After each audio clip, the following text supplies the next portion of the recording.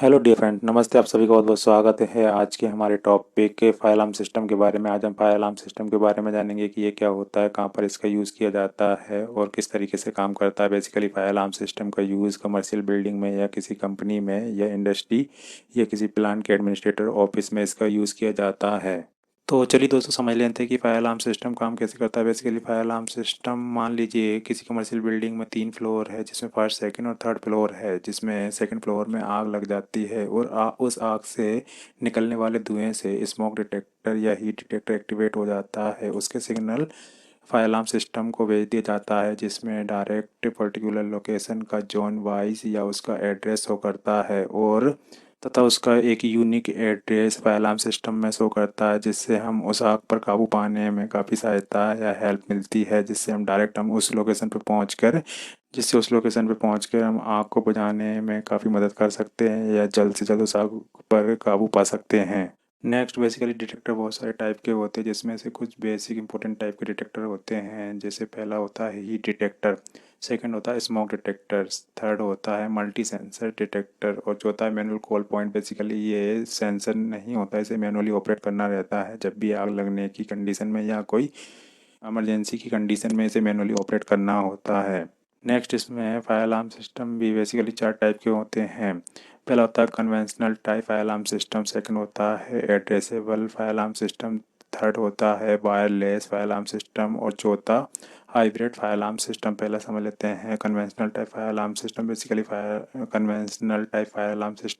Basically conventional type fire alarm system में sensor या detector को जोन वाइज डिवाइड कर दिया जाता है। मान लीजिए किसी कंपनी में 3 फ्लोर है, जिसमें प्रत्येक फ्लोर को जोन वाइज डिवाइड कर दिया जाता है, जिसमें फर्स्ट, सेकंड और थर्ड तीनों फ्लोर को जोन वन, फर्स्ट फ्लोर को जोन वन, सेकंड फ्लोर को जोन टू और थर्ड फ्लोर को जोन थ्री में डिवाइड कर दिया जाता है। अब इस केस में किसी भी जोन में आग लगती है और आग लगने के कारण जो धुआं निकलता है, उससे कोई भी हीट डिटेक्टर या स्मोक डिटेक्टर एक्टिवेट होता है। उससे फायर अलार्म सिस्टम को जो सिग्नल जनरेट होता है वो जोन वाइज इंडिकेट करता है कि हमारे फर्स्ट जोन में आग लगी है, सेकंड में या थर्ड में।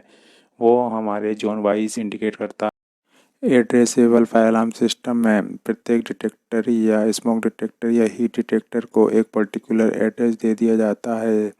इससे आग लगने की कंडीशन में फायर अलार्म सिस्टम में एक पर्टिकुलर एड्रेस शो करता है, जिससे कि हम एक पर्टिकुलर लोकेशन को आइडेंटिफाई कर सकते हैं कि इस लोकेशन पर या इस प्लेस पर आग लगी है। इससे हमें डायरेक्ट उस लोकेशन का पता चल जाता है। ये होता है एड्रेसेबल फायर अलार्म सिस्टम।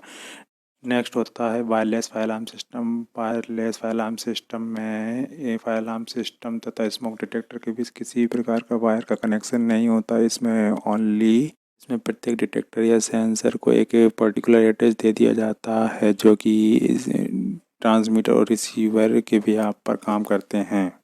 ये होता है वायरलेस फायर अलार्म सिस्टम। तीसरा होता है hybrid fire alarm system. Basically hybrid fire alarm system दोनों का कॉम्बिनेशन होता है कन्वेंशनल फायर अलार्म सिस्टम तथा एड्रेसेबल फायर अलार्म सिस्टम। ये बेसिकली इसमें डिटेक्टर को जोन वाइज के साथ साथ इसमें डिटेक्टर या सेंसर को एड्रेस भी दे सकते हैं तथा पर्टिकुलर लोकेशन का नाम भी ऐड कर सकते हैं फायर अलार्म सिस्टम में।